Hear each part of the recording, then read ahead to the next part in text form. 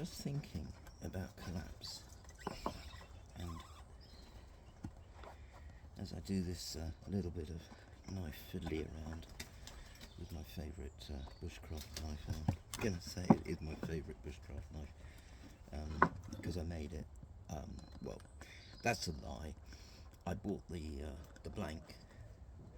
As you can see, it's a rather beautiful knife, and I made the handle. The handle's made from reclaimed oak, and those steel studs are just a piece of steel that I found in a skip somewhere.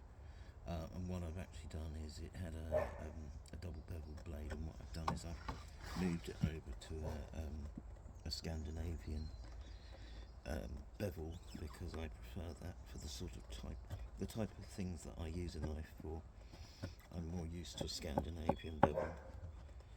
But yeah, just thinking about collapse, and I've been listening to Amanda Scott talking again, and I have to say she does rather annoy me.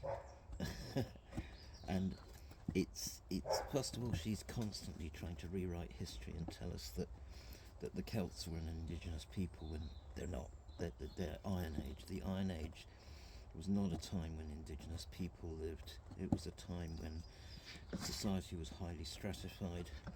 I mean, the Celts had kings and queens, you know. Boudica was a queen. She was royal blood, and yeah, she was a warrior, but you know, she was still a higher up within the society. She wasn't ordinary. And you know, while they might have had some level of an egalitarian society, they did not have a hunter-gatherer society, which is primarily what many of our indigenous friends in other parts of the world had. And well, they had a society. They just didn't have a society that had the same level of harmony.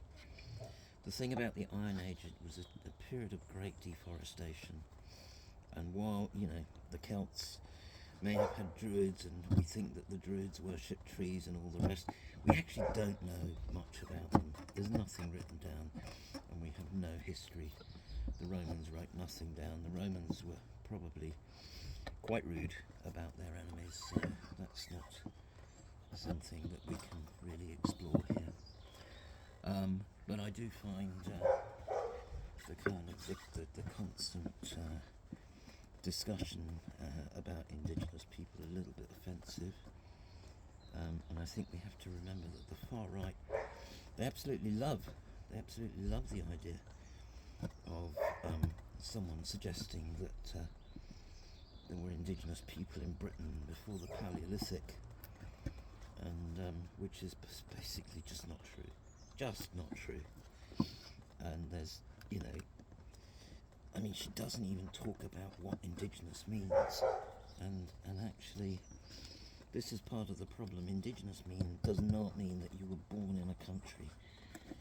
I mean, it does not mean that you have a right to be there because you think that because you're from there you're indigenous.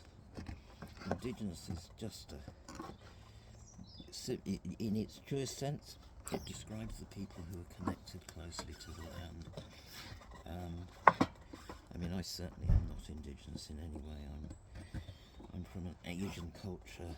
I'm half English, and I happen to live in Britain, and I happen to have skills that might make me look vaguely indigenous, but I'm certainly not. Don't have a culture. Don't come from a culture that is indigenous.